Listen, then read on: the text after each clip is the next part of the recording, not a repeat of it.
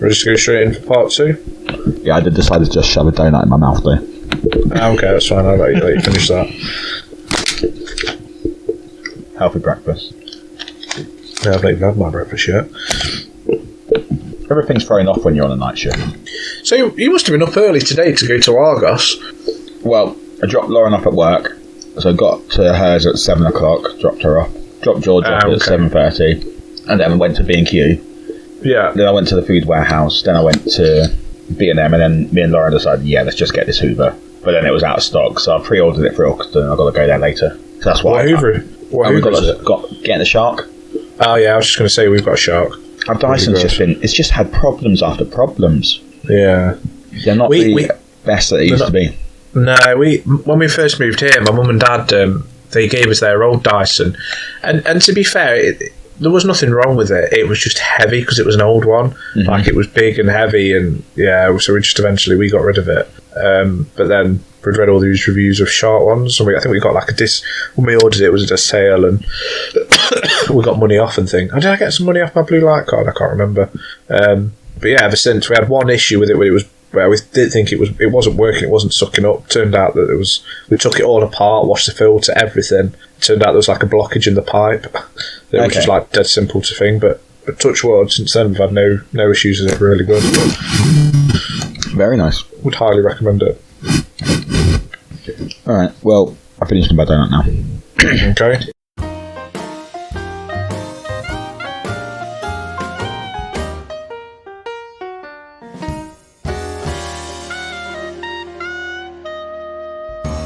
Hello and welcome to the No Format Podcast, part 2 of Movies to Take to the Afterlife, with me, Charlie, and the Batman to my Robin, which now I've said it, I'm pretty sure I've just used that intro before, but I don't care, I'm just going to use it again. Michael. Hi there. How you doing, Michael? I'm not too bad. Yourself? Yeah, not too bad. Sorry about the delay in being dead for another week, but I know. How you finding the Afterlife? It's quite nice, actually. Everyone's really friendly up there. Yeah, that's all right. Or down there, depending which way you go. So, no, really joking. I see how it is now. I'm sure you would be straight up north, if you will. Yeah, but I'm a southern boy at heart, so. Well, yeah, that is true. You are from. Will I just go down south because of that? I'll be like, no, I'm not heading up there. Up to north. Why would I go up to north when I can go down south? So it'd be like heaven would be just like Yorkshire, effectively. Then. Yeah. It is referred to as God's country. Heaven's Yorkshire and hell's Somerset. Sorry to any of our Somerset listeners. Yeah, that was our big demographic down there. Big popular down in Somerset. We've just shot them all off. We've just lost all them people. So we did. I think we did about 6 or 7 films last episode. 7, yeah. Last Mike was telling us how he hated The Matrix and we should burn every copy of it. It's the worst film ever made, which I thought was a little harsh. But if I said Donnie Darko for that answer, would that be the more acceptable answer? I've not seen Donnie Darko. Okay. So I couldn't comment. If you watch it and hate it, everyone would just say, "Oh, it's because you didn't understand it." Yeah. Yeah. I mean, the thing is, though, you say you don't understand it. Like I do understand it. That's the thing. I understand it perfectly. It's just boring as shit. Well, I'll have to watch Donnie Darko and I'll be the judge. If I can't understand it, then we're alright. But if I can understand it, then I'm just going to say the same to you, that you can't understand it. And we'll go from there. So our next question is, what is the film that means the most to you, not because of the film itself, but because of the memories that you have with it? Like, the film, I genuinely think is absolutely fantastic. Have you seen this film before? Let's say what it is. You can say what it is, but I've never heard of this film before. Okay. So I still remember at university, whenever we'd come in from a drunken night out, this film would always just get put on TV. We'd watch it so many times. And it's a film that I've got memories of, like, university and my mates, Vince and Tom, more than anything. Just hanging out with them after we'd been on a night out and just watching this film and just not caring about life. It's done by Trey Parker and Matt Stone. Got their names mixed up. Of South Park. Okay. And they invent... basically, I think they're at a party and some frat boys are like sort of... it's been a long time since I've seen the film. Some frat boys are like winding them up, like saying, "Oh, do you want a game of like I think they're trying to play horse or basketball, like sort of thing. But they know they're going to lose, so they sort of make up their own game, and it becomes basketball, and it becomes this big national game. Like everyone absolutely loves basketball, and it's like played all around the sort of world even. But yeah, it's just basically a mix between basketball and baseball. But it's such a funny film, like really, and it's quite heartwarming as well, well. But yeah, it's just got memories of just chilling out at university watching this film. Okay. Well, you know what? Now you've said it's called basketball. When I first read it, I thought you just named us like I thought you'd put basket. I'm not seeing how it was spelt of basketball, not basketball. Oh, okay. So I just saw basketball and thought, oh, maybe Space Jam or something that you just put as a reminder. I don't know. I was thinking, why would you just not put the name of the film? But okay. Yeah. Is it a sort of South Park like cartoon film then? No. It's a live action film. Okay. They've done a few live action films. Another one that I love by them, obviously, Team America World Police, but they've also got another film called Orgasmo, which is about a Mormon who goes like sort of door to door, sort of like preaching the word of the Lord and stuff, but somehow gets dragged into an adult movie set, and he can't show skin or anything, but he's somehow into this like porno. And my favourite thing about it is Matt Stone's character just plays like a sound man or something, and he's continuously going up to Trey Parker's character, being like, "I don't want to sound queer or nothing, mate, but I think unicorns are really cool." Like just random words like that, like that's all he says pretty much. Like I don't want to sound queer or nothing, mate, but and then just saying something that like old school 90s would say, oh, that's a bit gay sort of thing. Yeah. But then the last line of it is someone's in the middle of having sex in the porno, and he goes, "Don't want to sound queer or nothing, but you got a nice cock." Just really well set up. But yeah, no, Basketball is a great film by them. Okay, fair enough. So my next question is, what is the sexiest film? Now this one, I know you struggle with this, and then actually I did struggle with this myself. I remember I used to have a weird friend who would always like, you go around his house and he'd be like, "Oh look, I've got this film," and put it on, and it'd be like some like what's it called, striptease with Demi Moore and Michael Douglas and things like that, and it just fast forward to the naked scenes. It's like, I don't feel comfortable watching this with you, mate. Like, it's just weird, like the fact you're showing me this, like, it was very odd. But so like I could name those films because they are very sexy films, to be fair. But I think because of what sort of came alongside it, I was like, no, it's not sexy at all, because all I've got is this creepy old friend who's sitting there and saying, "Oh, look, boobs." But, it's just weird. And it's weird because this only happened, like, this was me and you the other day. But yeah, the film that I chose for it actually is a different film to what I gave you, but also the same film. It's American Pie Part 2. Okay.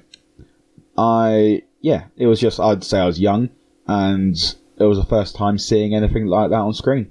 And it was very sexy. You put Star Wars here. Also, like, playing with the lightsabers.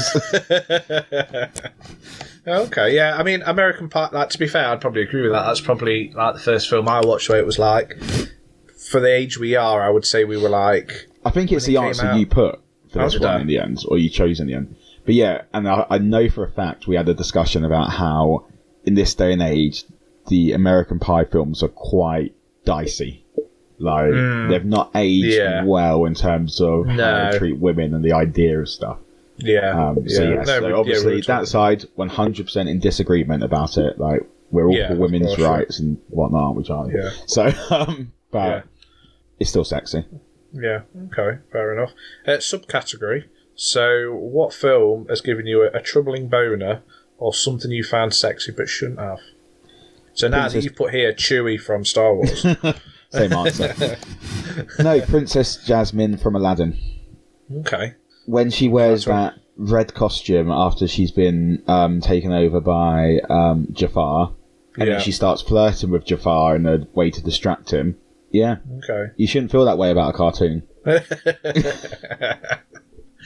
Okay. I would have thought, like, and you know, since you said that, well, since we did it last when I did it, I remember, was it something randomly come up? It was like most sexiest cartoons. It was like something on like Facebook. You scroll through, like Lad Bible or something. And number one was the what's the name? Who Shot Peter Rabbit? The Who Framed Roger Rabbit? Who Framed Roger Rabbit? Who Shot Peter Rabbit is a very dark film. Enid Blyton sat there being like, "What the hell?" Not Enid Blyton, sorry, Beatrix Potter. Who Shot Peter Rabbit? Mr. McGregor's really got pissed off with Peter finally going. So he's decided just to forget about it instead of catching him, just shoot the fucker. Which is a relatable thing. Like he keeps going and stealing his bits. Is whatever he was stealing. So no, fair play. But yeah, I don't even know what her name is in it. Do you know what I mean? Jessica Rabbit. That's just a rabbit. But then you think, well, she's a rabbit. So then she's not a rabbit. Pete, I've had this conversation. I genuinely swear I've had this exact same conversation with someone the other day. I thought she was a rabbit. She's a rabbit. No, she's married to Roger Rabbit, which is why her surname's Rabbit. Oh, okay. And is he a rabbit? He's a rabbit. So she's marrying a rabbit. And where's Peter Rabbit involved in this? They only got the rights to Peter Rabbit at the time. Okay. Oh, that makes sense. No, fair enough. A second answer to this one genuinely was at one point, which I think was far worse, but Nala's sex face during The Lion King. When her and Simba are frolicking together, she has a look where she's like, "Yeah, come here, you little fucker," and it's pretty sexy looking. Okay, fair enough. That is... I'm genuinely like you're sitting there now. I'm going to send you it. Nala's sex face. I don't know what's going to come up when I Google this. It's a bit scary. Get a safe search on. I know. Yeah, okay. Yeah, I'm going to send you this. I'm thinking of, I'm not thinking of, but have you seen all these ones in Disney where it's like there's like a penis in the background of like they've drawn something and things like that. And those are your sexiest things. Well, no, they're not my sexiest things. I'm just thinking. I see what you mean. She's pulling a. Yeah, I mean. She's got proper sex eyes. So I've just sent the picture to Charlie. Yeah, sorry, I'm just looking at it. Google Nala's sex eyes. It doesn't come up with anything explicit. I promise. That was disgusting what you sent me there, Mike. That's not even. No. Okay. We spent too long on this topic. Yeah, I was just going to say, moving on from talking about a lion's sex face. So my next question is, which films do you most relate to? Or which film do you most relate to? Now, I was pissed off with you so much for your answer for this one. You gave The In-Betweeners. Oh, okay. And it's the perfect answer, because I would 100% agree with you. That is who I am. Like, I'm in between. I wasn't the cool kid, I wasn't the loser kid. I was just in the middle. I was friends with the cool kids, friends with the loser kids. Simple as. But I was thinking, I can't have the same answer. Like, I've got to think of something different. So I started rattling my brain. And actually, I think this one's just as good. And it's I Love You, Man. Okay. Throughout school, I was always friends with just the girls. Like, I'd have a few male friends. Like, don't get me wrong, like, one of my best mates to this day is still a guy called Cole. But I was just always, like, literally just all the women's friends. So, like, if I was to have got married back then, okay, taking Carl out of the picture, like, I wouldn't have had a best man, if you get what I mean. No. Because it was all female friends that I had. Yeah. So actually, like, I can actually see Paul Rudd's character's Pete. I think it's Peter, or is Peter his Jason Scow's part? I can't remember, but I can sort of like put myself into Paul Rudd's shoes in this film, and like the idea of like them becoming really intently like friends with someone, almost like romantically, sort of just. Yeah.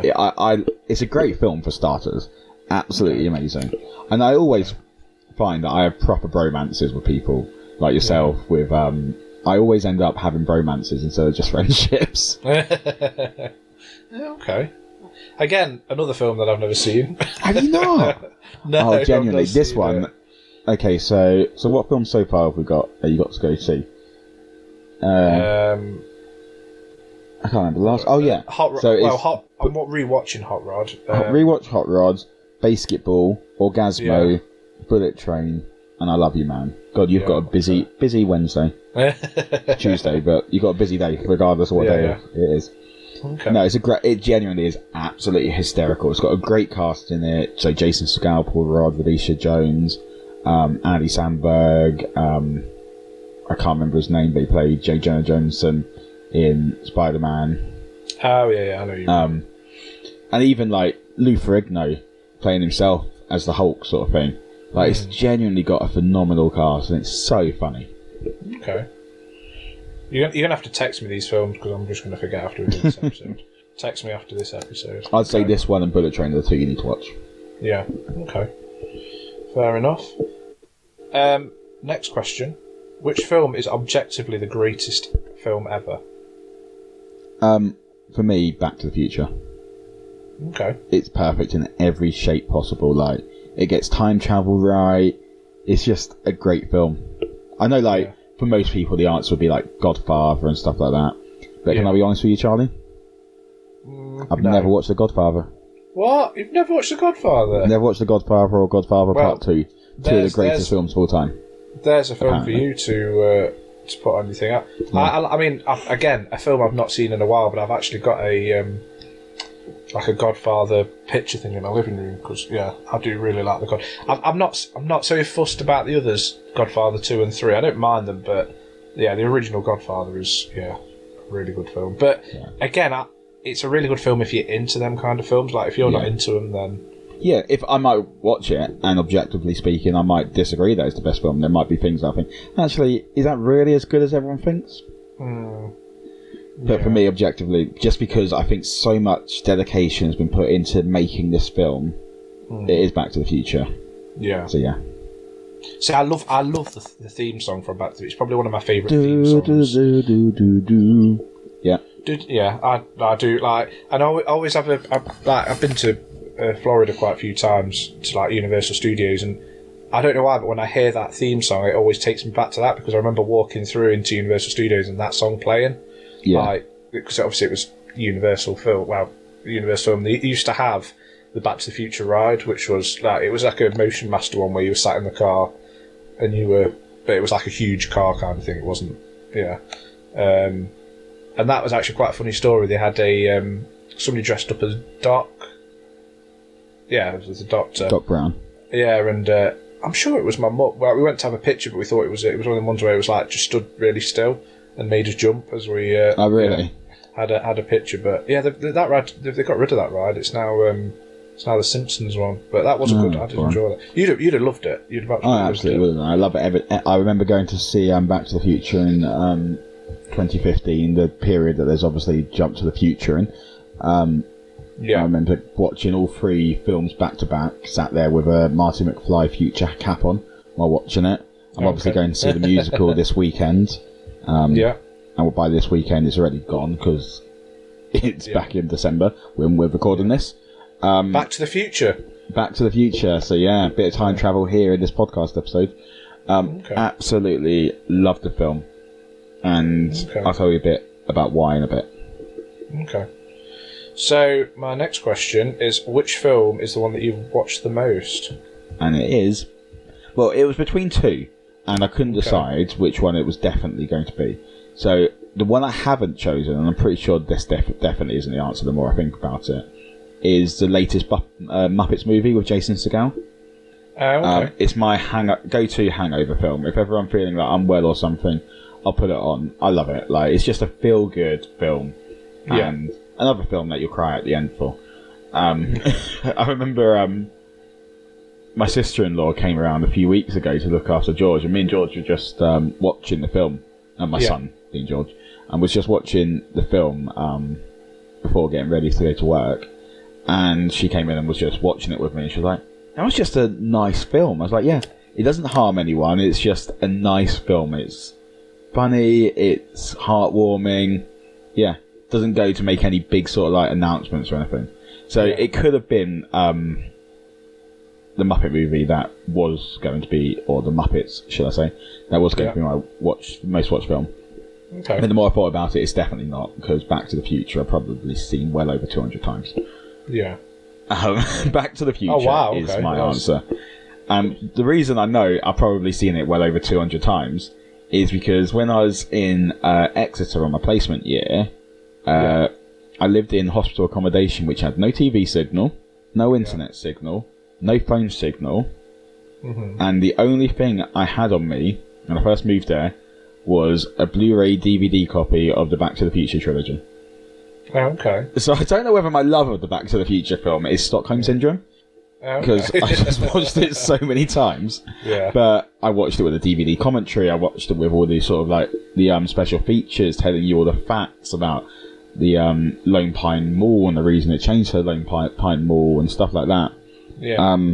Yeah, absolutely love it. Like, I can tell you so many facts about the film when watching it, and that's why I think like its attention to detail when watching the audio commentary and stuff like that. It's just phenomenal, and I love it even more that Biff in sort of like a changed future becomes like a Donald Trump type character, and he was actually based off Donald Trump. And he's like, when you watch that film, having his most recent presidency sort of like finished, it's like, oh my god, they actually predicted that. It's insane. Yeah, but they didn't predict a lot of the future, because I think it was like Jaws 19. That's not happened. And then there was also in one of the newspaper clippings. This is the second one I'm on about here now. But they predicted that Queen Diana's coming to visit. I was like, right. But yeah, no, the first Back to the Future film I think is technically perfect in every shape or form. It's just so well done. Love it.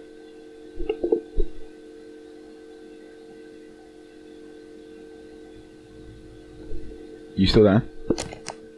Oh, hello. So Hello. I lost you a bit there. You keep coming in and out. I'm back now.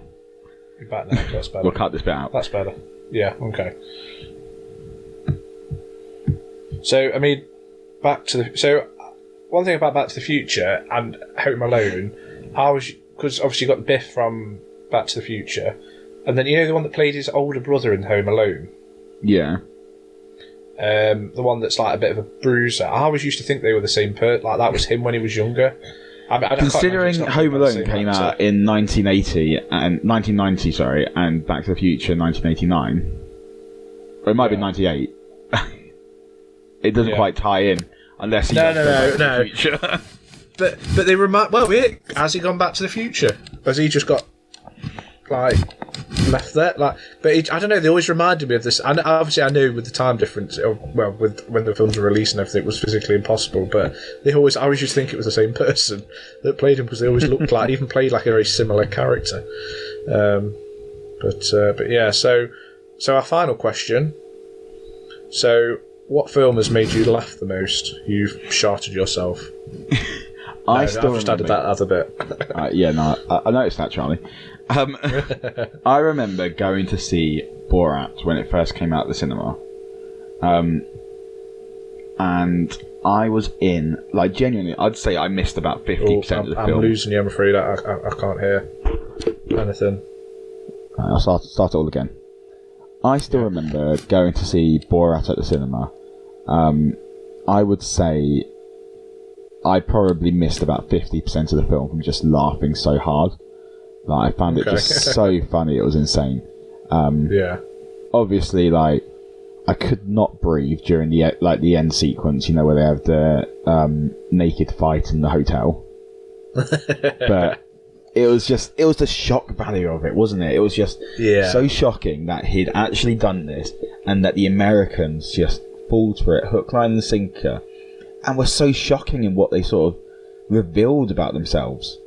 It was just, it was an eye-opening experience as well as being absolutely hysterical. Okay. I do. I mean, Sacha Baron Cohen films like Borat and Bruno and things like are some of the ones I just find hilarious. Bruno again, like Borat was good, but Bruno was like, I watched Borat thinking, how can you make a film that's more controversial? And then he meets Bruno, and you think, okay, well, he's done that, he's up that, because Bruno 100%. Makes Borat, and then Borat 2 was just as controversial as well. Definitely. But yeah, absolutely loved it. A second answer to this might have been, I don't know why, but I do really enjoy the film, but Walk Hard, the Dewey Cox story. It's a film with John C. Reilly. Yeah, I've seen that. It's a sort of thing of what's his name, the Johnny Cash one, isn't it? Yeah, it's like a parody of like going through all the different eras and stuff. And I just remember going to the music in that film is absolutely phenomenal for starters. All written by John C. Reilly and the creator of the film. I can't think who it is, but yeah, absolutely amazing. And then I just remember me and 3 of my friends I feel like was the only ones in the cinema, was just laughing the whole way through it. So yeah, but I'm pretty sure Borat would be the answer if I was to stump out the two. Okay, so that comes to the end of my questioning. So I've well, I need to cut this bit out. I'm just testing Charlie's improv skills here. Yeah, my improv skills isn't the best. I need a script. So you've said that you died by eating too much barbecue food. So yeah, I was there and I witnessed it. So you just keep eating sausage after sausage, then another sausage, and then some burgers in there as well, and some burgers, and yeah, just meat. Just at one point, you were eating a live pig. Like, it was just getting a bit ridiculous, and your stomach slowly started to expand and expand and expand, and then just splattered everywhere. So it was pretty disgusting. A bit awkward, as like it was a barbecue that invited me and Lauren round to, so put a bit of a dampener on the night. But luckily, there was a coffin, so we shoved you all in there. What was left of you, anyway, splattered you all in there, and yeah. There was enough room to put one DVD or VHS, depending on what you prefer. But luckily, in heaven or hell, depending where you're going, it was movie night. So, I'd like to think heaven has a DVD player. I'd like to think that. And so a VHS player as well. And a VHS player. So, yeah, they've even got a Betamax for those old school collectors. Oh, that's pretty good. Yeah. The thing is, though, now everything's streamed, so like exactly, I could fit a hell of a lot in this coffin on just one USB. yeah, you could, but it was well, I suppose you could have it on USB, or could heaven get Netflix? But then you'd maybe need to bring a Wi-Fi booster as well. I don't think this is on any streaming services. No. So, my final question is: what movie's coming with you? It's got to be Back to the Future. Back to the Future. Yeah. Okay. Which one in particular, or the first one? Yeah, the Back first to the Future Part 1. Okay. But they're all, I would say, they're only like 0.5 of the difference in my ranking between each other. Yeah. Okay. Fair enough. Do you think? I mean, is there anyone? There's still the Doctor from Back to the Future. Doc's still alive, isn't he? The actor that played him. Yeah. Okay. Yeah. Okay. Got Emmett Brown, Christopher Lloyd. And I mean, this is an additional question. Who would, obviously somebody that's died, celebrity, who would you choose to watch that film with? Oh, good question. Difficult question. I don't know. Because, like, ideally, I obviously wouldn't wish him to die, but I'd want, when I died, maybe Michael J. Fox is there and sort of like takes his own life because he was like, I knew he was such a fan. And then up in heaven, we'd just watch it together. That'd be the ideal situation. Yeah. As depressing as it was. I don't know. I'm trying to think of some dead comedians that might not have experienced it. That actually sort of. That's what I'd probably pick. I'd try and think of a. In fact, I know who I'd pick, and he would have watched the film, but just in terms of who he is, imagine watching it with Robin Williams. Yeah, that would be. That's a good answer. Just watching any film with Robin Williams would make anyone's day, wouldn't it? Yeah. Oh, yeah, definitely. Just meeting him, he seemed like a genuinely nice person as well. Yeah. Like, yeah, it was. I mean, I remember being in San Francisco not long after he died. Yeah. And we sort of went past the house from Mrs. Doubtfire. Where they filmed the house, and there was people had laid like sort of flowers and little cards and things like remembering kind of thing, which was quite nice. Touching kind of thing. But yeah, no, Robin Williams, brilliant actor and really nice guy. Yeah, and we'll probably sit down and watch Back to the Future and me. Remember that when I get up there, Robin. So that takes us to the end of the episode. Some good choices, Mike. If I Thank you. And a couple of films for me to watch anyway. Yeah. We'll test you on them next week. Yes. So that gives me literally all of the rest of today. Well, to be fair, I do have some time today because Lauren's booked a couple of treats people to come around and the Asda order. So okay. I can't really be going out anywhere. So if I can find them on any of the streaming platforms, I shall try and watch. I'll try and watch at least one of them. Yeah, that can be a mission. Watch at least one of them. My ideal one would generally be Bullet Train. I cannot express how. But where is? But I would love to watch it, but it's not out, is it? No, I think it's only just come out on DVD. Is it? I'd probably have to pay for it on. I'll probably get it on Virgin Movies. I might do that. I don't know if Lauren's massively bothered. I might treat myself. Get it on Virgin Media Movies or whatever it's called. Yeah.